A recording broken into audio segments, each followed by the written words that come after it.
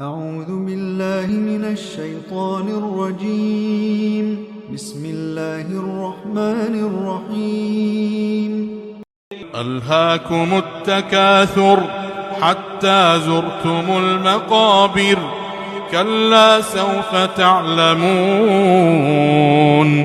ثم كلا سوف تعلمون كلا لو تعلمون علم اليقين لترون الجحيم ثم لترونها عين اليقين ثم لتسألن يومئذ عن النعيم.